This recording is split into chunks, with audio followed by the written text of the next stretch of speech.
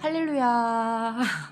하나님을 사랑하시고 하나님께 사랑받으시고 오늘도 삶의 자리에서 고군분투하시며 애쓰시다가 오늘 금요기도에 이 자리에 나오신 성도님들 한 분 한 분을 축복합니다. 제가 조범준 목사님 따라서 인사 한번 해보려고 하는데요. 당신은 하나님의 보물입니다. 사랑합니다. 축복합니다. 우리 같이 한번 인사할까요? 당신은 하나님의 보물입니다. 사랑합니다. 축복합니다. 네. 목사님 아버님께서 많이 아프셔가지고, 금주 화요일에 서울에 올라가셨잖아요. 이제 폐 정밀 검사를 받으셔야 되는데, 오늘 이제 오후 좀 늦게 결과가 나와가지고, 그 아버님을 댁에 모셔다 드리고 또 오시려면 너무 급하셔가지고 수요일 오후에 연락이 오신 거예요. 혹시 금요 기도회를 좀 맡아주실 수 있겠냐. 제가 두렵고 떨리지만 성령님 의지해 보겠습니다. 목사님 잘 모셔다 드리고 조심해서 오십시오. 라고 이제 이렇게 말씀은 드렸는데, 그렇게 대답하고 나서 이제 수요 예배 설교하고 나서 이제 바짝 엎드렸죠. 하나님 도와주세요. 어떡합니까? 힘이 없습니다. 능력을 주십시오. 도와주십시오. 라고 이제 바짝 엎드렸는데, 보통 제가 생각하기에 오늘 하나님께서 거룩한 성령의 기름 부으심과 임재를 기도 가운데 주실 것 같은 느낌이 뭐냐면, 아침에 이제 제가 새벽 4시 반에 일어나서 이제 큐티를 하고 아이들이 자고 있는데 기도를 하고 이제 한 8시까지 이제 설교 오늘 본문 기도회 준비 마무리를 하고 있는데 8시 반부터 아주 막 영적인 공격이 오더라고요. 하루 종일. 아니, 보통 그쵸, 은혜가 있기 전에 엄청난 영적 공격이 있는 거 아시죠? 네, 그래서 제가 그거를 계속 예수 이름으로 물리치면서 하나님 은혜 엄청 주시려나 보다 이런 생각을 했는데요. 네, 제가 사실 청소년부와 청년부를 담당하고 있는데 정말 제 힘으로가 아니라 부장님들께서 그리고 우리 선생님들께서 열정적으로 섬겨주시고 도와주셔가지고 정말 겨우겨우 한 곡에 넘으면서 사역을 감당하고 있습니다. 그리고 성도님들께서도 너무 열심히 도와주시고 기도해 주신 덕분에 우리 청년부실이 멋지게 공사가 됐고 막 거의 완성이 되어 가고 있는데요. 제가 청년들에게 이야기하거든요. 우리가 질적으로 준비되고 질적 성장과 질적 부흥이 있고 나면 하나님께서 양적 성장과 부흥은 자연스럽게 가져다 주신다. 그러니까 큐티 열심히 하면서 하나님 말씀 찾고 기도 열심히 하고 하나님께 가까이 부르짖으면서 우리가 먼저 질적으로 성장하자. 그럼 하나님께서 부어주시고 채워주실 거다. 보내주실 거다. 그러면 그때 우리가 추수하면 된다. 이렇게 이야기를 하면서 격려하고 있는데, 새롭게 세워질 청년부실에서 하나님만 예배하는 하나님의 거룩한 청년들이 복음을 듣고 예수 그리스도의 사랑을 가지고 울산 땅을 세계 곳곳을 변화시킬 거룩한 세대들이 세워질 수 있도록, 다음 세대가 세워지도록 성도님들께서 계속 기도해 주시고 격려해 주시고 응원해 주시면 참 좋겠습니다. 네, 오늘 제가 전할 말씀은 빌립보서 4장 6절에서 7절인데요. 우리 같이 한 목소리로 읽어보도록 하겠습니다. 빌립보서 4장 6절에서 7절 말씀 우리 같이 읽도록 하겠습니다. 시작. 아무것도 염려하지 말고 다만 모든 일에 기도와 간구로 너희 구할 것을 감사함으로 하나님께 아뢰라. 그리하면 모든 지각에 뛰어난 하나님의 평강이 그리스도 예수 안에서 너희 마음과 생각을 지키시리라. 아멘. 네, 말씀 전하기 전에 제가 잠깐 기도하겠습니다. 하나님, 이 시간 부족한 종을 단 위에 세우셔서 하나님의 말씀을 대언하게 하시니 성령의 능력으로 덧입혀 주셔서 이 자리에 계신 분들의 꼭 들어야 할 말을 선포할 수 있도록 은혜를 더하여 주시옵소서. 하나님, 선포되는 말 가운데 사람의 말은 기억나지 않게 하시고 성령님께서 심령에 깨닫기 원하시는 말씀만 남겨지게 하소서. 삶의 자리에서 말씀의 열매를 맺게 하시옵소서. 거룩한 성령님의 임재가 충만한 은혜의 시간이 되게 하여 주시옵소서. 감사드리며 귀하신 예수님 이름으로 기도드립니다. 아멘. 세상 사람들과 하나님의 사람들, 하나님의 자녀의 결정적인 차이가 뭘까요? 저는 기도하는 게 아닌가 생각합니다. 네. 그리고 우리 하나님의 자녀에게는 든든한 백이 있죠. 세상 사람들은 백이 없는데 우리는 하나님이라는 든든한 백을 갖고 있습니다. 하나님의 자녀는 돌아갈 곳이 있습니다. 우리를 언제나 품어주시고 기다리시는 하나님 품으로 다시 돌아갈 수 있고, 이 땅의 삶의 여정이 끝나면 우리의 본향 천국으로 우리는 돌아갈 곳이 있는 사람들이죠. 그렇기에 부지런히 일하면서도 걱정하고 불안해하고 염려하는 세상 사람들과는 달리 결과를 하나님께 맡기며 열매는 하나님께서 거두어 주실 것이기에 그 하나님을 믿으면서 염려하는 대신 하나님의 자녀들은 기도합니다.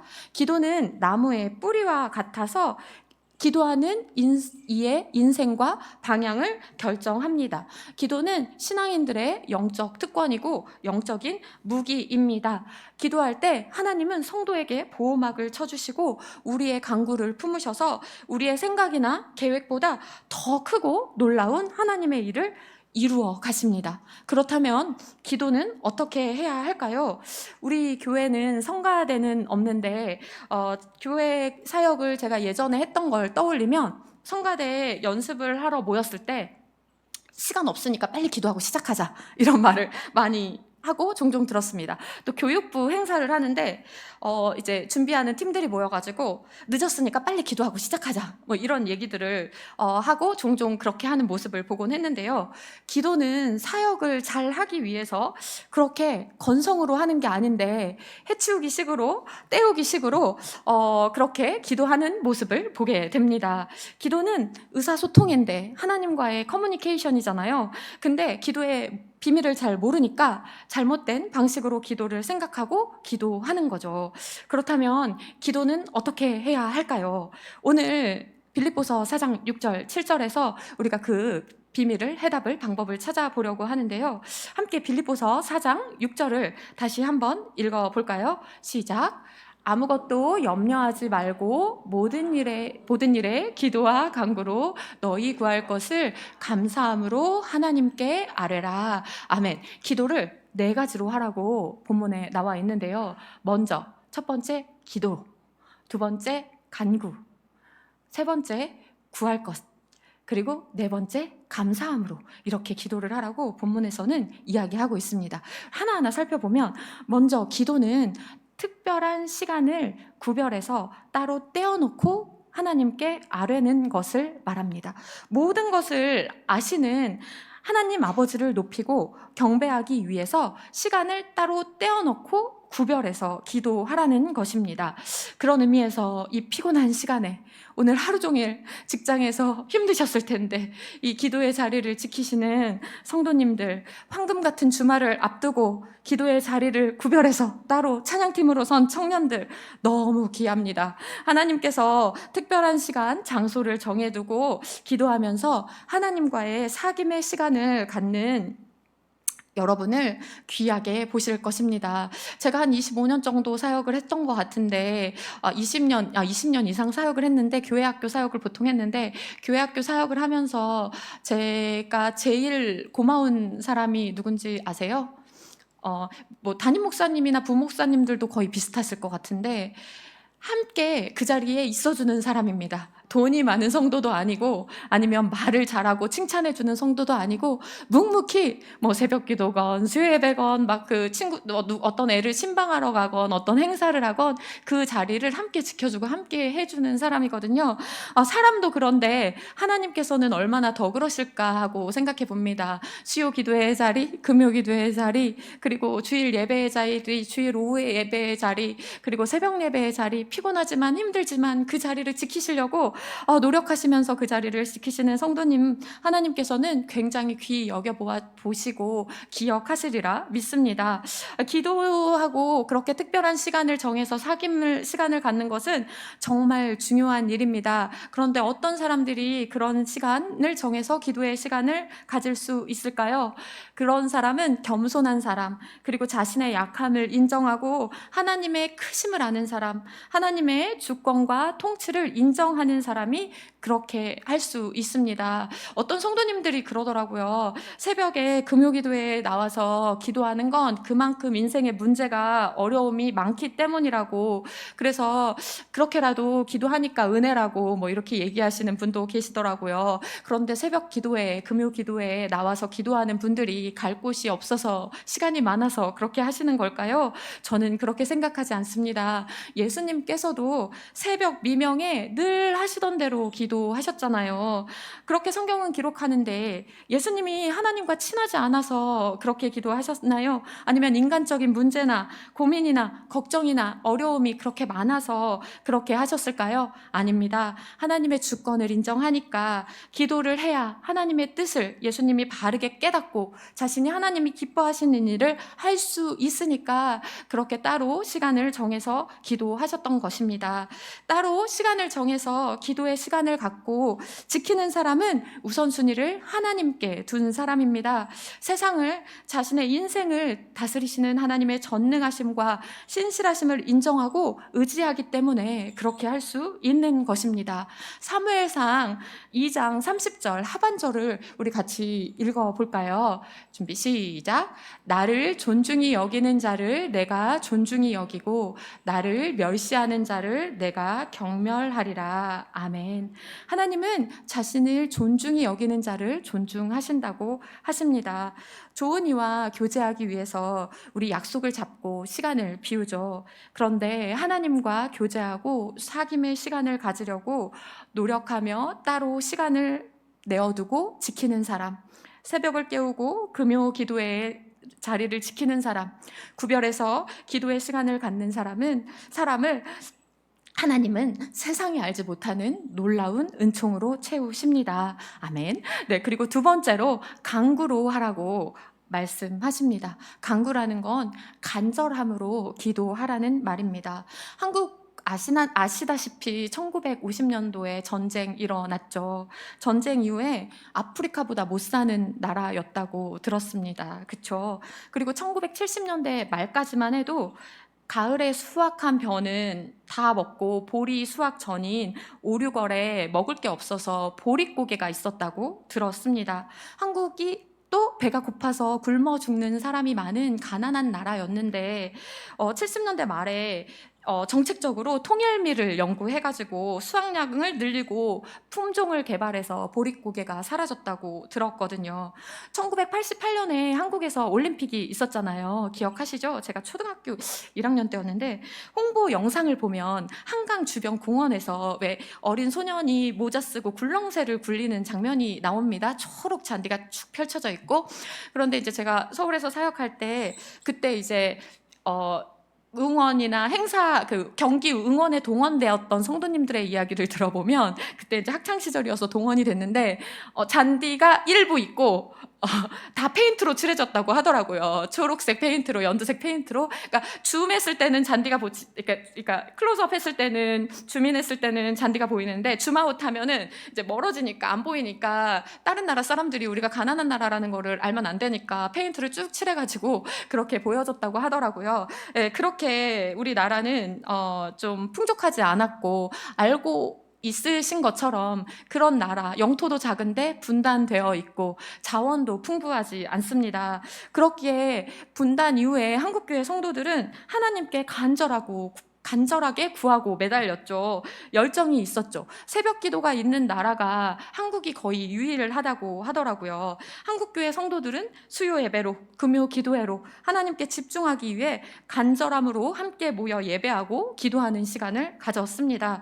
그런 한국교회 성도들의 간절한 부르짖음이 있었기에 하나님께서는 미국 다음으로 선교사를 많이 파송하는 나라로, 세계인들이 부러워하는 빛나는 나라로 대한민국을 우뚝 세워 주셨습니다. 아멘이시죠? 예레미야 29장 12절 13절을 함께 읽어볼까요? 시작. 너희가 내게 부르짖으며 내게 와서 기도하면 내가 너희들의 기도를 들을 것이요 너희가 온 마음으로 나를 구하면 나를 찾을 것이요 나를 만나리라. 아멘. 네, 우리가 부르짖어 기도하면 하나님께서 들어주시고 전심으로 찾으면 만나 주신대요. 예수님 당시에 당시에 많은 병자가 있었는데 간절함으로 예수님의 옷자락을 붙들었던 12의 혈루증 앓던 여인만 치료를 받았죠. 다윗의 자손이여 나를 불쌍히 여기소서 간절함으로 사람들의 제재를 뚫고 외친 소경 바디메오가 고침을 받았습니다.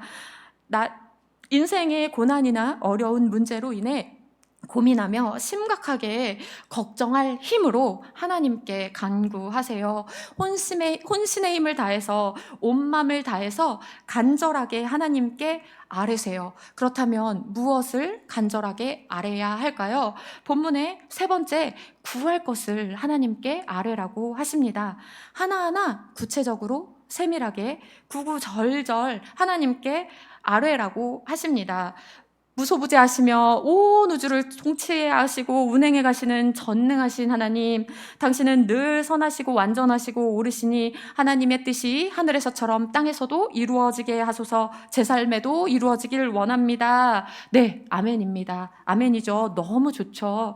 그런데 미사어구나 고상한 용어 사용해서 피상적으로 또는 고차원적으로 기도하기보다 크고 작고 그런 거에 상관없이 우리 삶에 일어나는 구체적인 일, 우리를 고통스럽게 하는 그런 일들을 하나님께 아뢰라고 하는 겁니다. 돈 문제, 부동산 문제, 직장 문제, 이직 문제, 승진 문제, 아이디어 문제, 결혼 문제, 관계 문제, 성적 문제, 자녀 문제, 부모 문제, 우리를 둘러싼 그 모든 일들, 우리를 어렵게 하거나 힘들게 하고 마음을 불편하게 하는 것들을 하나님께 구체적으로 아뢰고 기도하세요. 우리의 문제 누가 제일 잘 아실까요? 우리의 문제 누가 제일 잘 해결할 수 있을까요? 바로 살아계신 하나님입니다. 우리는 주관적이라 객관적으로 자신의 문제를 정확하게 볼 수 없습니다. 우리에게는 대안이 없지만 하나님은 우리의 상식과 생각을 뛰어넘는 대안과 해결책을 가지고 계신 분입니다. 시편 106편 44절을 읽어볼까요? 시작. 그러나 여호와께서 그들의 부르짖음을 들으실 때에 그들의 고통을 돌아보시며. 아멘. 우리가 기도할 때 하나님께서 우리의 고통과 아픔을 살펴주신다고 약속하셨습니다. 제 자녀가 고민이 있는데, 이름이가 고민이 있는데 저한테 이야기 안 하고 옆집 아줌마한테 이야기한다면 제 기분이 어떨까요? 그래서 옆집 아줌마를 통해서 제가 그 고민을 듣는다면 뭐 그렇게라도 알아서 고맙긴 하지만 좀 속상한 마음이 들겠죠. 네. 아마 하나님께서도 그러실 것입니다. 제3자에게 우리의 고민을 듣는 거 좀 속상하실 거예요. 하나님도 우리의 입술을 통해서 우리의 고민, 우리의 걱정, 근심 구체적으로 듣기 원하세요. 임시 방편에 불과하고 불완전한 해결책을 찾느라 시간 낭비하지 마시고, 해결 못 해줄 사람들 찾아다니느라 시간 낭비하며 아쉬운 소리 하지 마시고 하나님께 아뢰시고 하나님과 의논하세요. 경제 문제, 돈 문제로 힘든데 그걸로 기도하려니까 자신이 너무 세속적인 것 같아서 좀 어떻게 구체적으로 그런 걸 기도하나요? 라고 생각하시는 분이 있다면 성경에 예수님의 비유 중 돈과 재물에 관련된 비유만 38개가 나오거든요. 그런데 기도에 관련된 비유보다 5배나 높아요. 예, 기도에 관한 성경 구절이 한 500여 개 정도 되거든요. 그런데 돈에 관련된 성경 구절은 2000개입니다. 4배나 더 많아요. 과거부터 하나님께서는 하나님의 자녀가 겪는 문제가 돈 문제라서 하나님의 자녀가 이 문제로 힘들어하지 말고 지혜롭게 극복하길 원하셔서 그렇게 많은 말씀을 주신 게 아닌가 생각합니다.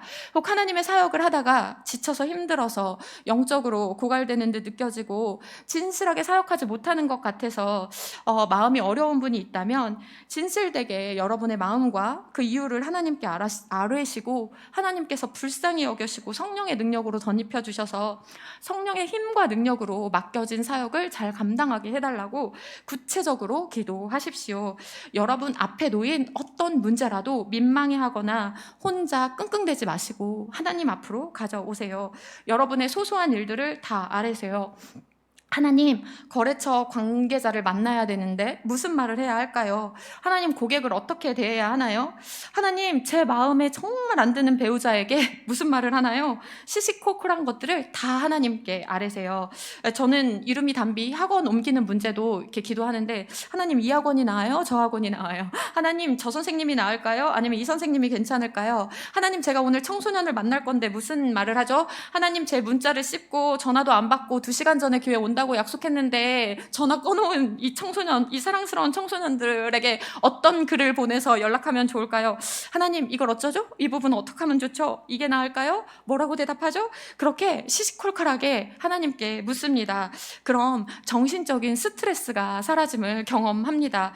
예레미야 33장 3절을 읽어볼까요? 시작. 너는 내게 부르짖으라. 내가 내게 응답하겠고 내가 알지 못하는 크고 비밀한 일들을 내게 보이리라. 아멘.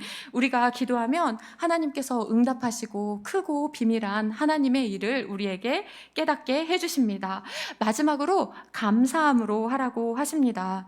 기도는 태도입니다. 비교하거나 불평하지 말고 원망하지 말고 가장 좋은 것을 주시는 하나님이 내 인생에 가장 효율적인 방법으로 효율적인 것을 주실 것을 믿고 찬양하라는 거예요. 우리가 기도할 수 있는 이유가 뭘까요? 하나님을 신뢰하기 때문에 우리는 기도할 수 있는 것입니다. 이 세상 모든 것을 다스리시는 하나님의 전능하심을 믿기 때문에 온 세상이 하나님의 말씀에 순종하기에 못할 것이 없으신 그분이 내 영혼을 천하보다 귀히 여기셔서 내 기도를 들으시고 나를 도우실 것을 믿기 때문에 우리는 기도할 수 있는 것입니다. 보이지 않는 미래가 이미 내게 임한 듯 선포하고 감사하며 기도하면 하나님께서 우리에게 가장 좋은 것을 주실 것입니다. 하나님은 말씀으로 세상을 창조하셨고 하나님의 형상을 닮아 창조된 하나님의 자녀인 우리에게도 말의 권세를 주셨다고 제가 수요일에 말씀드렸죠. 우리 입술의 말에는 능력이 있어서 우리가 선포하는 말의 열매를 우리의 인생이 결과로 받게 됩니다. 그러니 늘 감사함으로 고백하세요. 감사는 하나님을 영화롭게 하고 더 많은 감사, 더 큰 감사를 우리의 삶의 열매로 가져옵니다. 돌아보면 하나님께서는 우리가 구하지 않는 것들을 이미 넘치게 우리에게 주셨습니다. 혹시 하나님 오늘 숨쉴 공기를 주세요, 오늘 마실 물을 주세요 기도하신 분 계세요? 안 계시죠? 하나님 저 냄새 좀 맡게 해주세요. 하나님 겨울 잠바가 없는데 잠바 좀 주세요. 배가 고픈데 빵 좀 주세요. 우리 가운데 그렇게 기도하신 분 없으시죠? 손이 움직이게 해주세요. 눈이 보이게 해주세요. 걷게 해주세요. 이 자리에 계신 분들은 그렇게 기도하신 분 없으시잖아요. 그렇게 기도 안 했는데도 하나님께서는 이미 감사한 많은 일들을 넘치게 우리에게 주셨습니다. 하나님은 우리에게 이른 비와 늦은 비를 적당한 때에 내리셔서 우리의 곡식과 포도주와 기름이 넘치게 얻을 수 있게 하시는 분이며 온갖 좋은 선물과 은사, 말할 수 없는 은사와 선물을 아낌없이 주시는 분입니다. 때를 따라 우리의 삶을 아름답게 하시고 때를 따라 돕는 은혜를 주시는 분입니다. 그러니 신실하신 하나님의 약속의 말씀을 붙잡으며 믿으며 감사를 선포하는 여러분이 되시길 축복합니다. 감사하는 입술에는 불평이나 원망, 비난이 사라지고 축복, 격려, 위로가 임합니다. 너희의 말이 내 귀에 들린 대로 응하게 해주시겠다고 하셨던 하나님의 말씀을 기억하면서 우리 입술에 감사를 받으시고 더 많은 감사거리로 우리 삶을 풍성히 채우실 하나님을 신뢰하며 감사하며 기도하십시오. 염려를 대처할 수 있는 유일한 길은 기도뿐입니다. 유일한 대안은 기도뿐입니다. 걱정할 시간에 기도하세요. 걱정거리를 기도거리로 바꾸면 하나님께서 특별한 은혜를 부어주십니다. 빌립보서 4장 7절을 함께 읽어볼까요? 시작. 그리하면 모든 지각에 뛰어난 하나님의 평강이 그리스도 예수 안에서 너희 마음과 생각을 지키시리라. 아멘. 네, 우리가 기도로 간절하게 구할 것을 감사함으로 이렇게 4가지 방법으로 기도하고 아뢰면 내가 원하는 대로 이루어지는 것이 아니라 내가 원하는 것이 되는 것이 아니라 응답은 하나님의 평강이라고 말씀하십니다. 좋은 대학에 합격하는 거, 좋은 사람을 만나는 거, 좋은 직장에, 원하는 직장에 취직하는 것이 응답이 아니라 그리스도의 평강이 응답이라고 하나님은 말씀하십니다. 우리가 원하는 게 다 옳은 게 아니기 때문에 우리가 구한 대로 되는 게 진정한 응답은 아닙니다. 제 담비가 지금 자고 있는데 7살이잖아요. 근데 담비가 저한테 칼을 달라고 하면 제가 칼을 사줄까요? 안 사주죠. 왜냐하면 아직 담비는 칼을 제어할 능력이 없기 때문입니다. 이름이가 3학년인데 저한테 작년부터 계속 핸드폰을 사달라고 요구합니다. 그런데 제가 5학년 될 때까지는 안 돼 라고 얘기를 했어요. 왜냐면 우리 반 친구들 다 있어요. 사주세요 라고 요구를 하는데 제가 아직 대화를 통해 자기를 통제하고 제어할 능력이 없기 때문에 사주지 않고 있습니다. 돈이 없어서 사주는 게 아니라 이름이가 아직 제어할 능력이, 약속을 지킬 능력이 부족하기 때문에 조금 지체하고 있고 미루고 있습니다. 하늘 아버지가 능력이 없어서 우리의 기도에 응답하지 않으시고 안 주시는 걸까요? 아닙니다. 우리 염려와 기도를 당장 들어주시지 않고 홀딩하고 붙잡고 계실 때가 많은데 그 기도는 하나님께서 이미 접수했고 지금 당장 들어주면 너에게 좋지 않으니까 하늘에서 알아서 할 테니까 기다리라고 하시는 것입니다. 넌 최선을 다했으니까, 최선을 다해 기도했으니까 됐고 이제 하나님께서 하시겠다는 거죠. 이사야 55장 8절에서 9절 말씀을 함께 읽어볼까요? 시작.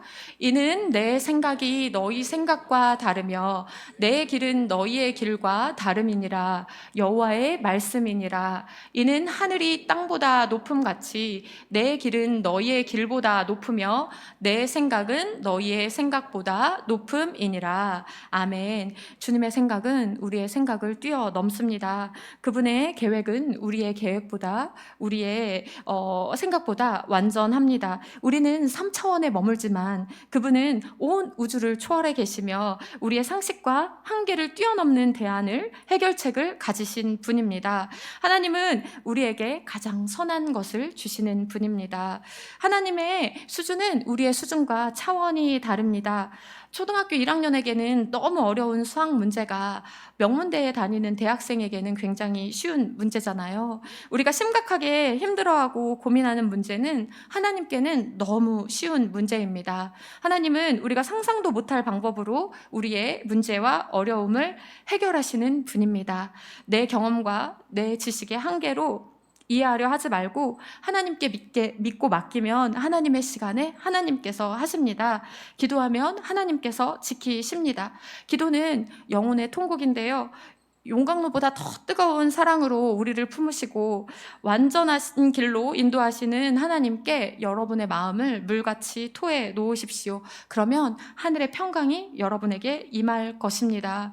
공중의 권세 잡은 마귀는 끊임없이 우리를 염려케 하고 공격합니다. 그렇기에 방어막이 우리를 지켜줘야 하죠.